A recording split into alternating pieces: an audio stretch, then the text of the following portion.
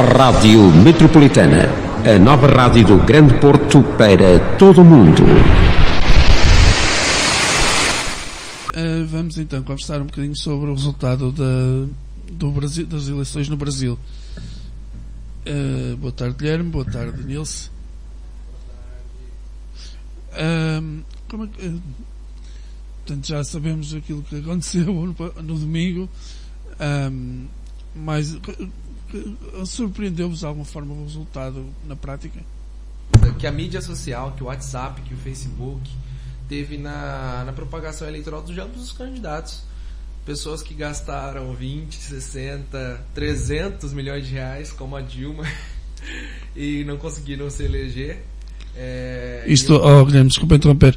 Isto de falar em reais não é em Portugal, isso me dá mais ou menos quanto em. Dá mais ou menos aí. Está por volta dos 4.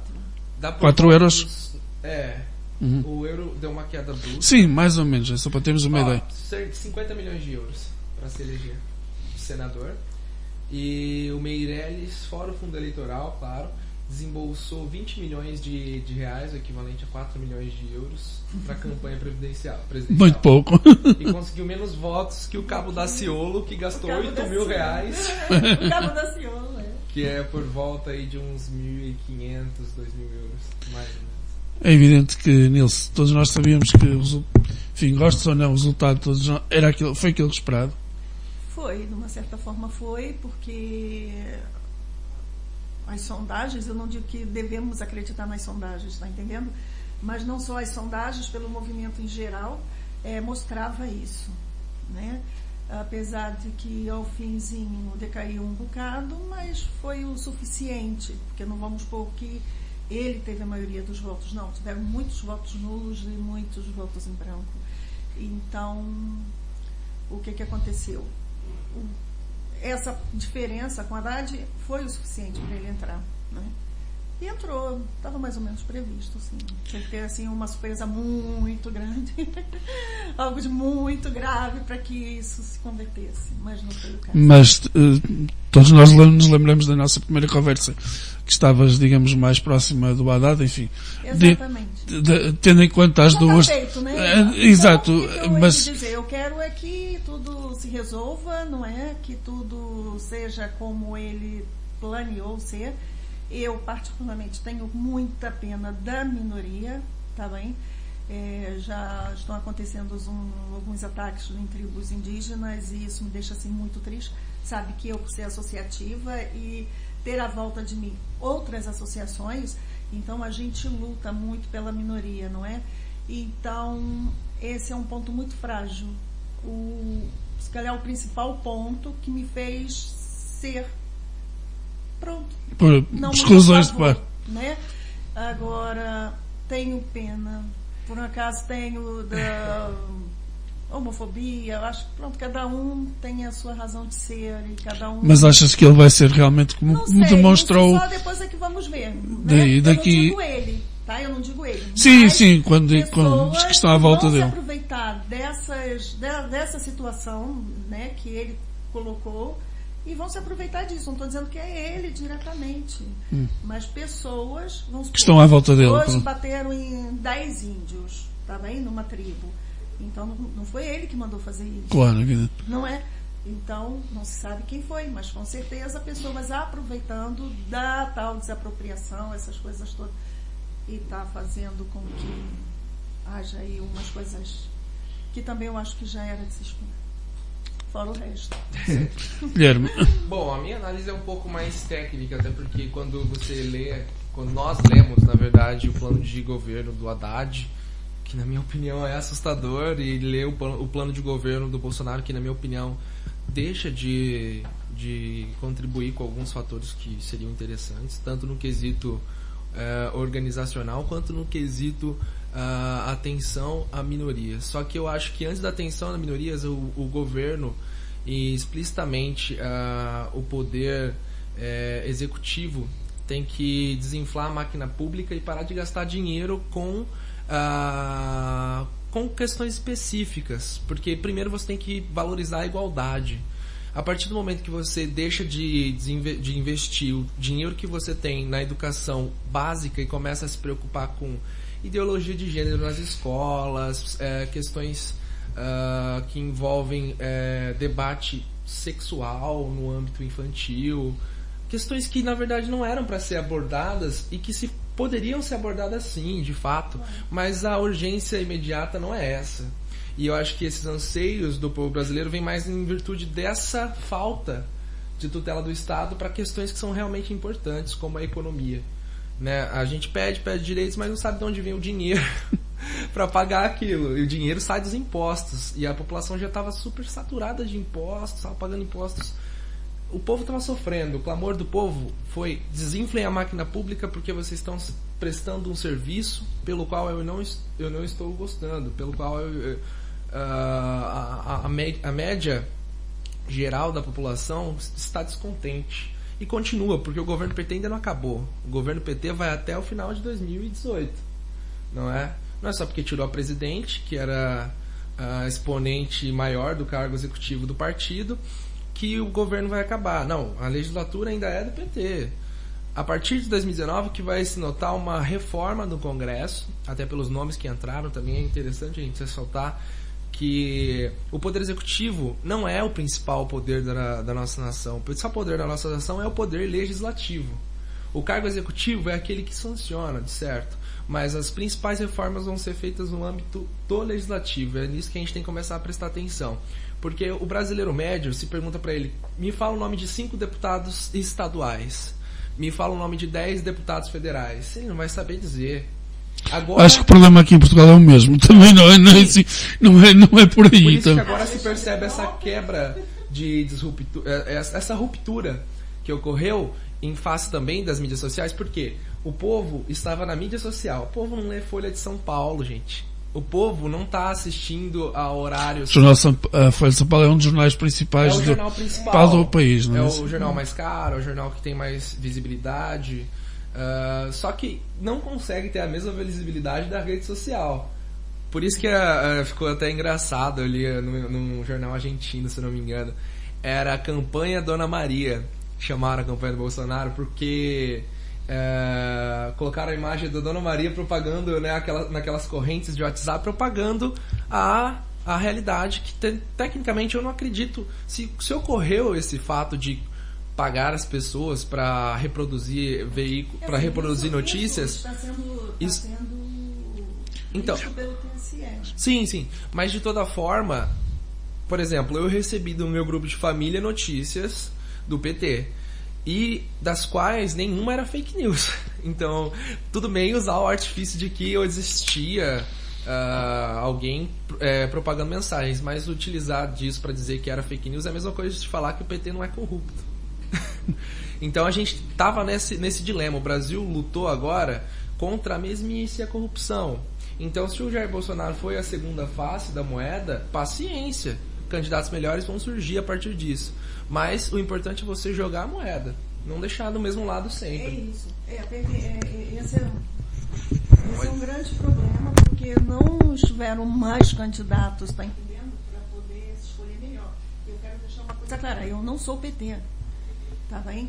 Eu escuto. Provavelmente contra o Bolsonaro, neste caso, na prática. Não é que seja contra nem a favor. Ou contra as ideias. Contra algumas ideias dele, sim. Umas sim, outras não. Eu não. Mas se pudesses. O peso na balança.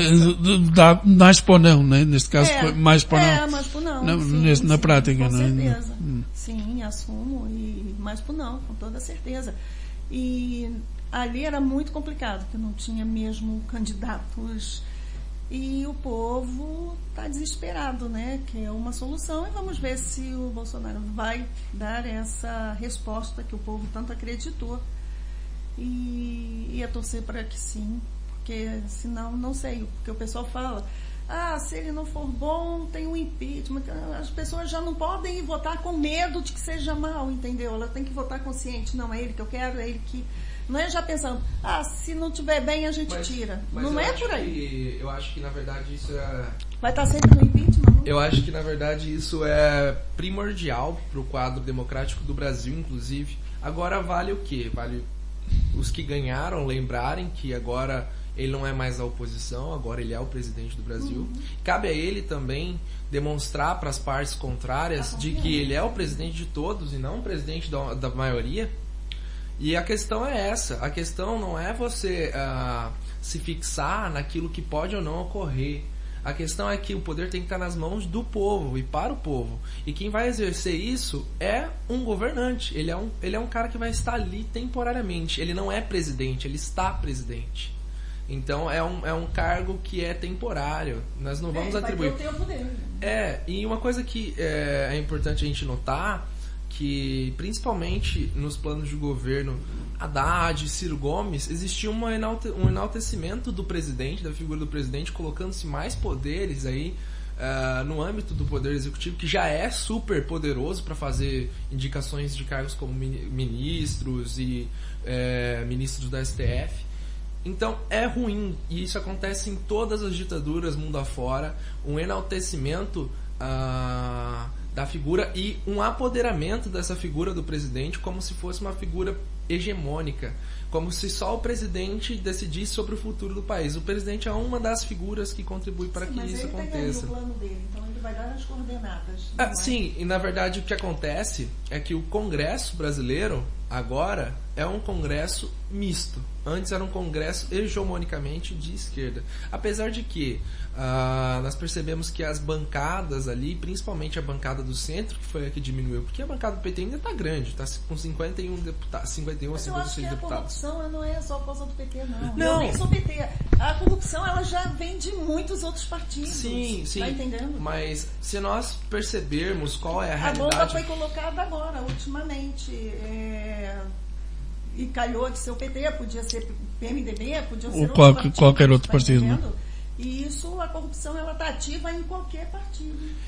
Qualquer lugar do mundo. Se nós falarmos... Só que lá, pronto, escancarou. Sim. É porque quando a gente diz a corrupção não está só no PT, a gente está, de certa forma, querendo limpar a consciência do cidadão que vota no PT, mas, de certa forma, votar no PT é contribuir para que aquilo que eles fizeram continue a ser feito. Basicamente, isso, querendo ou não, tem que surgir uma resposta popular ao problema da corrupção, ao problema da violência, e isso está acontecendo. Basicamente, a população queria que esses problemas fossem solucionados: saúde, educação, segurança e corrupção.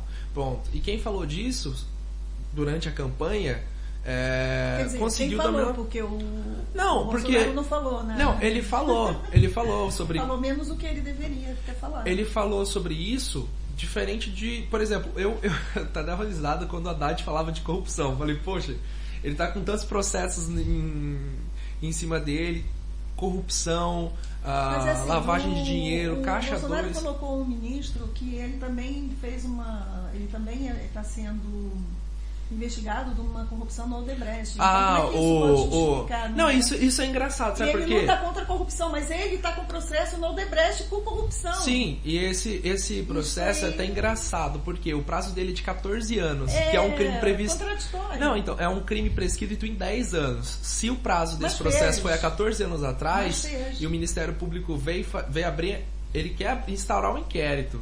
Tudo bem, o Ministério Público é o titular de direito. Sim, mas a gente está falando de ficha limpa, é ficha limpa. Não, sejam 10 anos ou sejam 20. Sim, de fato. Não deveria a gente tem que pensar, por que essa investigação não foi feita antes? Porque não convém mostrar, porque ele tava, o Paulo Guedes, ele ajudou também no governo da Dilma, porque a Dilma ficou desesperada com o desequilíbrio fiscal brasileiro, controlando aí os preços ficticiamente, artificialmente, no controle artificial da inflação, depois jogando essa bomba no colo do vice dela, que assumiu e que está no governo até agora. Então a gente percebe por que não houve. Por que não houve um inquérito instaurado desde 93 até agora para evitar todos esses escândalos de corrupção?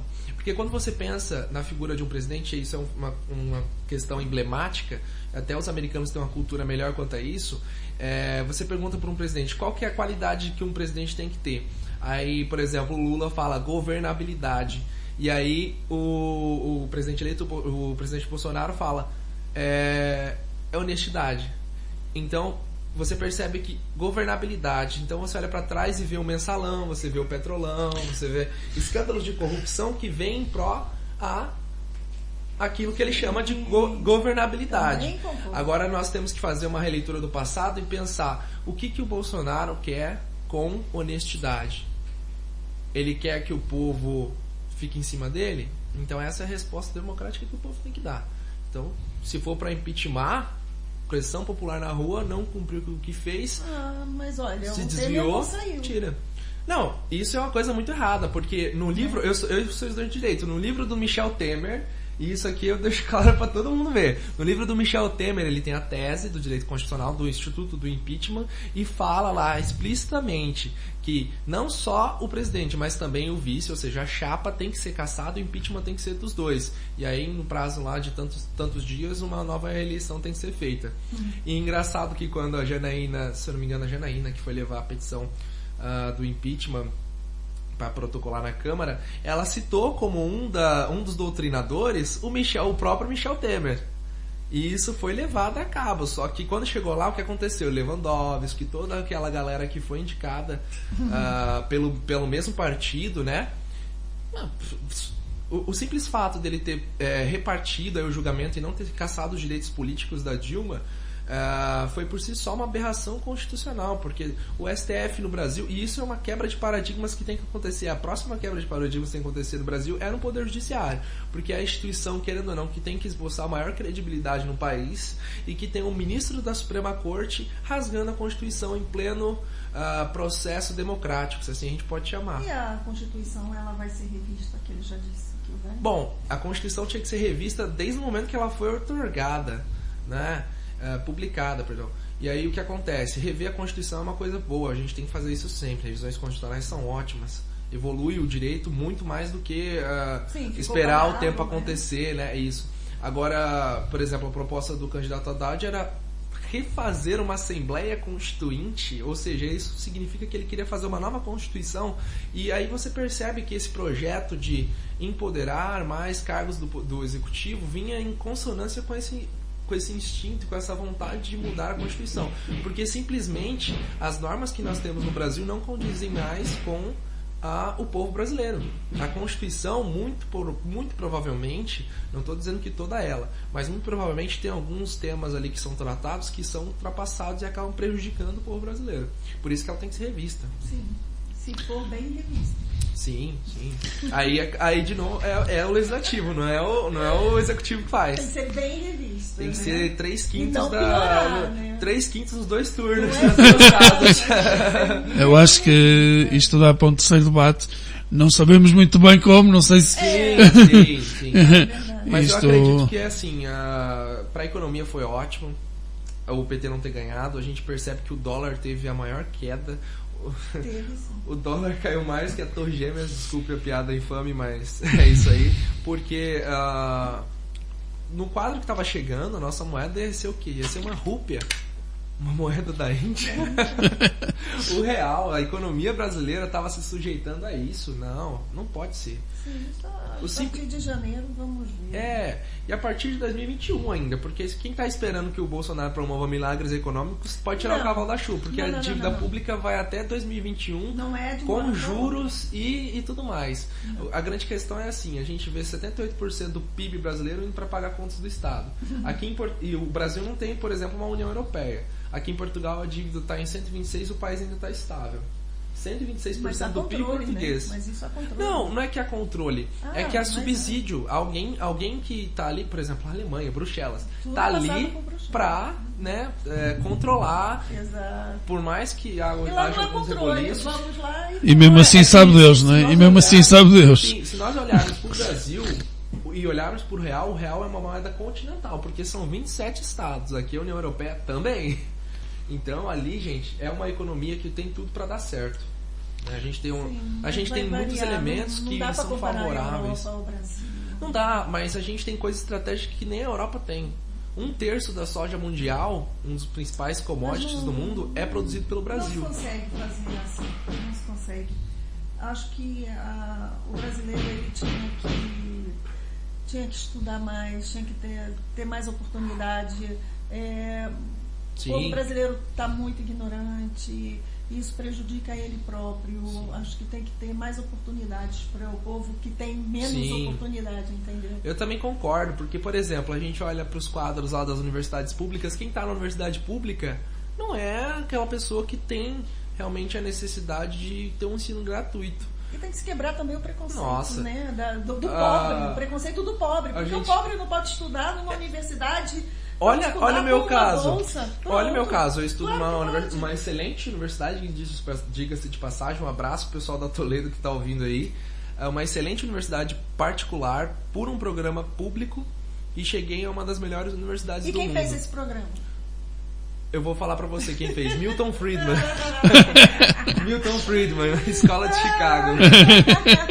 É porque é muito engraçado, a gente pensa, quem fez o Bolsa Família? Lula. Não, Lula não fez o Bolsa Família, a ideia do Bolsa Família já existia. Sim, e, inclusive, ela já Guilherme, desculpa lá fazer a pergunta, o que é exatamente esse Bolsa Família? O Bolsa Família, nós podemos dar a ideia que eu acho bem mais metodológica de Milton Friedman, que é, por exemplo, a transferência direta de verba do Estado para o particular, para o cidadão. Então você está para injetar... Não, mas o intuito do Bolsa Família não é você dar para o pobre um dinheiro, é você injetar dinheiro na economia. Então você está dando para o pobre não um dinheiro, você está dando para ele um poder de compra, para ele investir na economia, girar a economia, né? E aí a crise conseguir se balancear ali no mercado interno. Agora, usar isso como curral eleitoral e entre aspas, aparelhar a máquina pública para comprar votos, que é como é feito no Nordeste, eu acho que a principal ignorância do povo brasileiro é não perceber que a moeda mais cara do mundo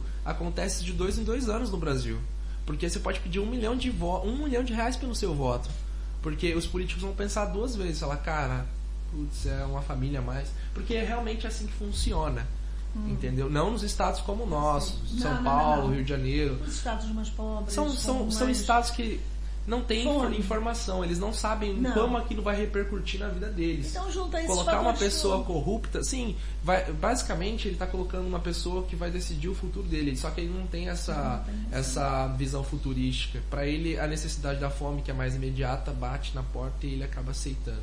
Isso é uma coisa muito triste e que vem se perpetuando, né, com o Bolsa Família, então, com outras formas de bolsa. Junta a fome e mais a ignorância. Sim, tá a gente tem que entender que os programas públicos não são agrados que o governo faz, e sim são, na verdade, deveres que eles têm para cumprir para conosco, porque nós somos, o povo brasileiro é um dos povos que mais paga imposto nesse mundo, e é o que menos tem retorno. Aqui se paga muito imposto, mas se vai num hospital público, você vai ser atendido e, se calhar, vai ser um dos melhores atendimentos que você vai passar na sua vida, entendeu? Mais ou menos, mas com a realidade brasileira, qualquer hospital público aqui de Portugal acaba... Claro, é luxo, né? Sim. E aí a gente percebe que muitas pessoas, inclusive eu sou criticado por alguns posicionamentos filosóficos que eu tenho com relação à minha bolsa, porque eu reconheço que a capacidade que o Brasil tem é muito maior do que aquilo que ele vem oferecendo para o seu povo. O Brasil, na verdade, nós temos que ter um pouco de vergonha pelo atraso que o Brasil tem nos últimos anos. Porque o Brasil, a economia vai melhorar, o atraso vai ser sanado. A questão é, a gente tem que colocar a mão na consciência e perguntar, o Estado gasta meu dinheiro melhor do que eu? Administra meu dinheiro melhor do que eu? Porque se administrar, tudo bem, continua pagando imposto, pedindo direito, e vai continuar crescendo como está aqui em Portugal, né? Agora... Ainda falta muito tempo para isso. 78% do PIB. Uma hora vai chegar a 100%. E aí? Que união que vai salvar, restaurar a economia brasileira? Nenhuma. A moeda vai cair lá embaixo. Mas eu acho que, no final das contas, o povo brasileiro está despertando, não com conhecimento científico, filosófico como eu posso ter. Porque eu estudei, enfim, eu tive oportunidades que a maioria do povo brasileiro não tem. E essas oportunidades vieram por condições que são agregadas à minha capacidade, também à minha vivência. Agora, o povo brasileiro adquiriu um conhecimento filosófico básico. E eu sempre imagino que a mãe de família brasileira é formada em economia lá em Chicago, porque ela consegue se virar com salário mínimo no Brasil. Isso pra mim já é doutora em economia. Então a gente percebe que o povo é bom, o povo tem capacidade, só não sabe ainda da capacidade que tem. A economia, o que elas fazem geralmente são muitos filhos. feijão e o arroz, e não tem mais nada. É assim que ela consegue dar de comer aos filhos, feijão e arroz. Eu posso estar aqui há 23 anos, mas eu vou me informando muito.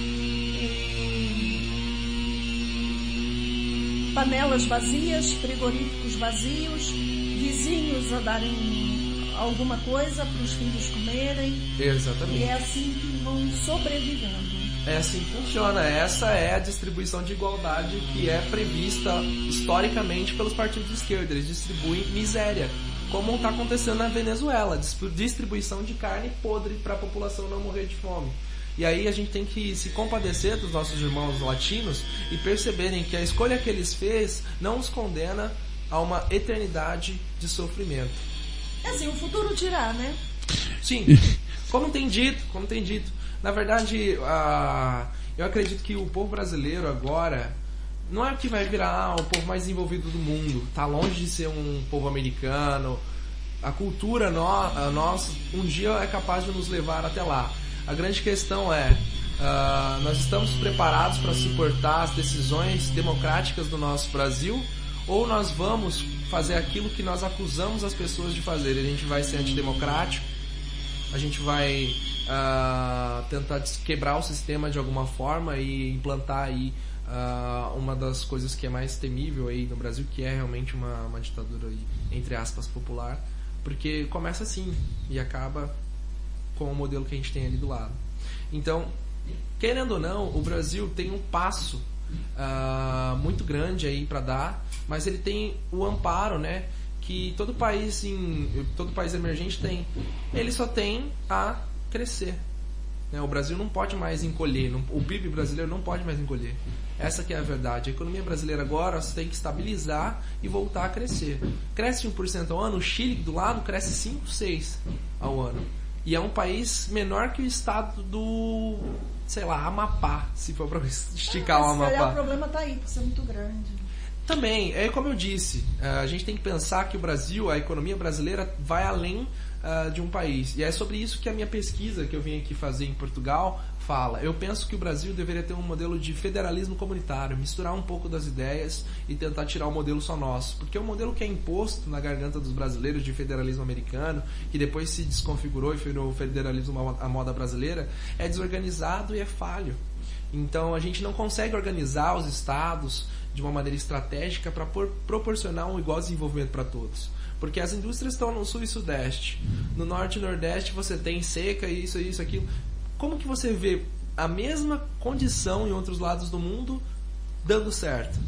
A questão é organização. Não é porque a gente tem um território muito grande que a gente está em desvantagem. Pelo contrário, é porque a gente tem um território muito grande que a gente tem muito mais chance de se dar bem do que quem tem um território menor.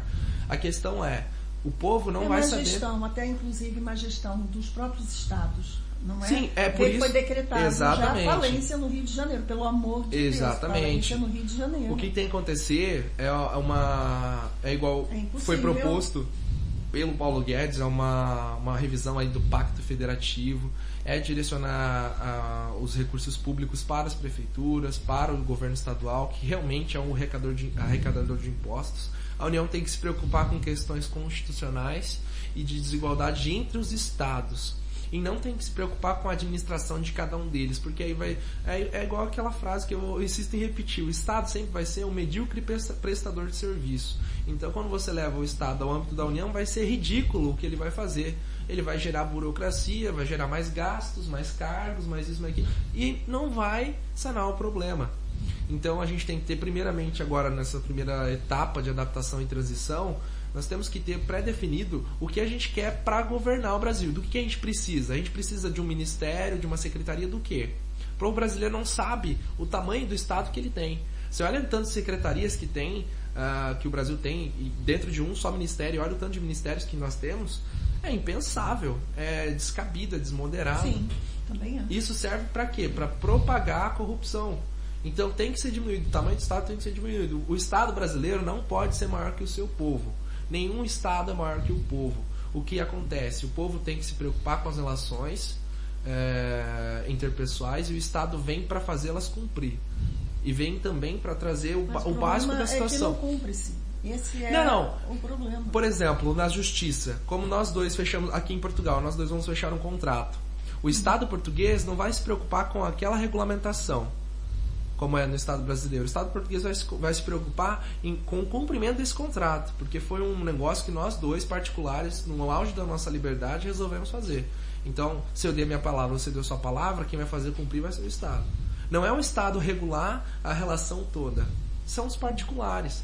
E isso você percebe nos países que são mais autônomos, mais liberais, economias mais livres, né? Que dá certo. E que tem que começar a dar certo no Brasil também. A gente já tem essa cultura. Só que é mais fácil deixar o trabalho pesado na mão do Estado.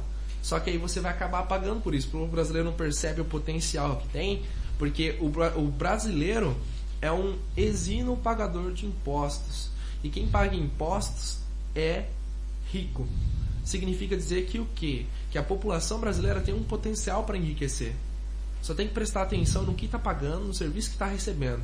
Você como cliente, você quer comprar um produto barato e de qualidade.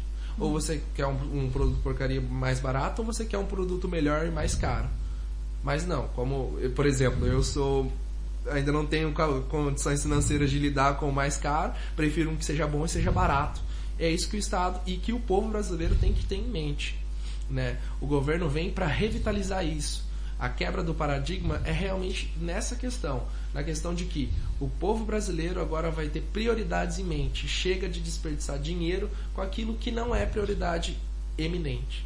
Sim, mas eu acho que a volta disso não é só isso. Eu acho que por trás disso há muitas outras coisas. Pronto, eu falo com o lado social, mas Também. É onde eu me identifico melhor. Por um lado social, e isso me preocupa um bocado, mas quem sou eu para falar o sim e o não? Lá está, lá vai continuar estando, e depois podemos voltar aqui e falar de novo sobre isto. Daqui a um ano. Vixe, aí então eu vou ter que receber uma passagem. Pois é, Guilherme, fica casa e comida. Fica marcado. Está visto que isto. A economia, para ela voltar à sua normalidade, ou quase lá, vão levar muito tempo. Nem sei se 4 anos vão caber isto, né? E com todas as propostas, com tudo que seja, não sei se chegamos lá como brasileira, mas residente aqui. Que aquilo está muito deteriorado. Aliás, o Brasil está todo deteriorado em todos os sentidos, não é?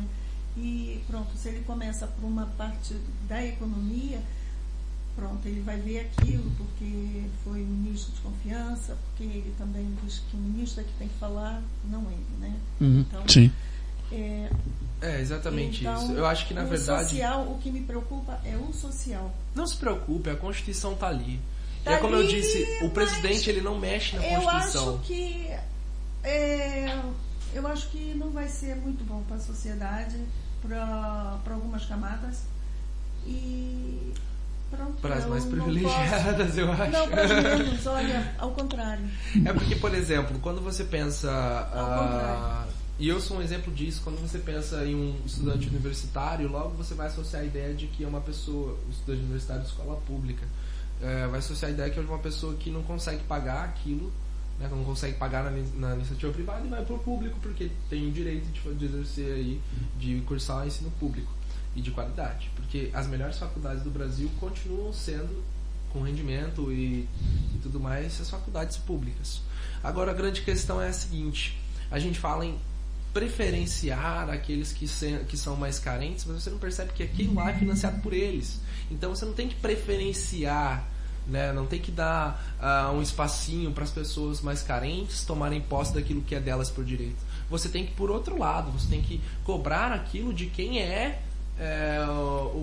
de quem está usufruindo porque acha melhor. É a lógica do mercado. Se é melhor, mas obviamente vai ser mais caro. Pensar no mercado, a gente também tem que pensar nas pessoas. É que filosoficamente o mercado se preocupa com as pessoas. O mercado surge em virtude das pessoas. Senão não faria isto. Acho que as pessoas, se o mercado... um pobre, ele tem todo o direito de estudar como um rico tem. Por exemplo, a gente pensa muito que o Mas Estado... se puser uma bolsa, muitos têm bolsas, agora tem Erlim, aqui tem uma 23%, Erlim, 23% dos uma universidades única são... que eu conheço, né? 23% dos estudantes de nível superior que realmente precisam são de origem humilde. Os outros 70 e tantos % são pessoas que poderiam muito bem estar pagando por aquilo. Agora você pensa, como que a pessoa vai pagar por aquilo que é público? Ora, se é melhor, a lógica do mercado, se é melhor, vai ser mais caro. Assim, ou vai se ser ele passou, custo. se ele cumpriu ali Sim, ele sim. passou para aquela universidade, seja ele pobre, Isso ele é. vai usufruir daquilo que ele lutou e conseguiu. Sim. Independente. E por isso que a gente sabe, e por isso que vem à tona o conceito de que... O pobre, ele só pode mesmo concorrer a isto, ele não pode concorrer a uma universidade privada, enquanto aqui pode. É que assim, aqui o Estado ajuda mesmo nas universidades privadas. Vamos pensar agora, porque o modelo de universidade, eu tenho uma visão um pouco mais ampla, mas é muito complexo, muito demorado para explicar. Não, mas daqui a pouco tem que... vamos pensar num modelo bem mais sintético. Já que é o Estado que tem que proporcionar igualdade para os indivíduos e não o indivíduo por si só, não é? Vamos pensar então, vamos lá, uma coisa que tem mais no Brasil que... justiça trabalhista no Brasil. Justiça trabalhista do Brasil é, entre aspas, para regulamentar a situação de desfavorecimento que o funcionário tem em face da empresa, do patrão. Ok. Você vê quantas pessoas saem dos Estados Unidos para serem protegidos pela justiça trabalhista no Brasil. Porque eu vejo um monte de brasileiros querendo ir para os Estados Unidos, sendo que é um lugar que não existe justiça do trabalho. Quer dizer, então, que o mercado ali teve a atmosfera propícia para proporcionar ali a igualdade, valorizar o trabalho. E não o Estado interviu de uma maneira um pouco exacerbada e tentou proporcionar essa liberdade de maneira sintética. Porque é isso que o Estado faz. O Estado sintetiza as coisas e as relações não são sintéticas. As interações humanas são muito complicadas. E aí você leva a interação humana para o ramo do trabalho, para a educação, para a saúde. E o Estado não vai conseguir... A saúde é péssima. A saúde, ele também podia até começar pela saúde, porque... aquilo está um caos. Isso é de fato. Por exemplo, vamos levar o debate agora para uma coisa que também é muito importante para mim, pelo menos. O governo do estado de São Paulo. Foi o João Dória lá, depois de toda aquela briga que ocorreu entre ele e o Márcio França. O Márcio França não conseguiu a reeleição, beleza. O que acontece? O que aconteceu com o Dória foi um boicote. O povo decidiu revoltar, o povo da capital não votou nele, perdeu 10 milhões de votos, certo? Então o que acontece? O povo esqueceu que a gestão dele estava sendo uma gestão boa, por isso que teve aquele ressentimento, porque foi uma pessoa que estava dando certo, só que não cumpriu com a palavra. Errado estava ele. Só que vamos olhar o modelo da administração dele e tentar levar isso para um âmbito de Brasil, né, para um âmbito nacional no quesito saúde. O PT, o governo do Haddad, deixou mais de 450 mil atendimentos, exames básicos do SUS atrasados. Simplesmente você tinha que você vinha para passar numa consulta, precisava de um exame, beleza, o Estado vai proporcionar para você o exame, não está dizendo que não vai, mas vai proporcionar para você o ano que vem, porque tem 449.999 pessoas na sua frente. A pessoa precisa do exame para ontem. E o Estado não vê... Mas isso pode... olha, é assim. Eu também fui buscar um medicamento na farmácia aqui, Europa, não é? E isso pode acontecer perfeitamente. Fui buscar um medicamento e a menina da farmácia disse que não tinha.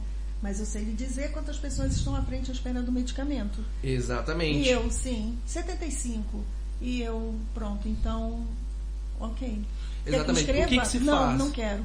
Mas o que eu fiz? Fui à farmácia do lado e tinha o medicamento que eu precisava. Exatamente, exatamente. Mas levando ao âmbito nacional, o SUS não consegue suprir a demanda de atendimentos que tem. Isso é óbvio, é visível, por isso que tem fila.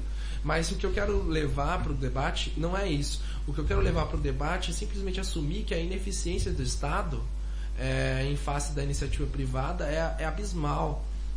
Porque na iniciativa privada esses atendimentos foram normalizados em cerca de um mês e meio.